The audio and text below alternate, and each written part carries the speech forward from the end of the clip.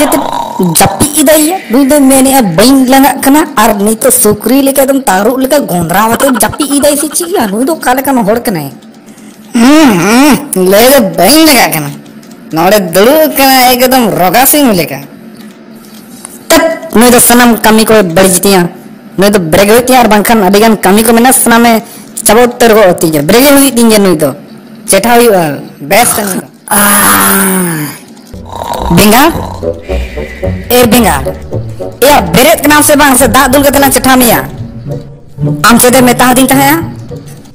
चेदिन बागा कना चेदी मिल ले बाकी उसे आलम बना आम चेदी मिल ले हां चेदी मिल ले आम नुआ मिल ले आज इन तीन रहो बइन लंगा कना चाहे जहां तने कमी उचिंग में से हो ठीक दिन मिल ले प्रॉब्लम से बिना या चेट ठीक मिल ले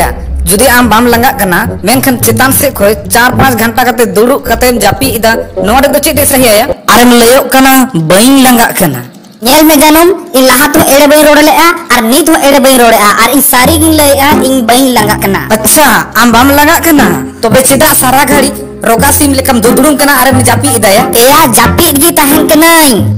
ओना तगी तो बइन लंगा कना या रुंडे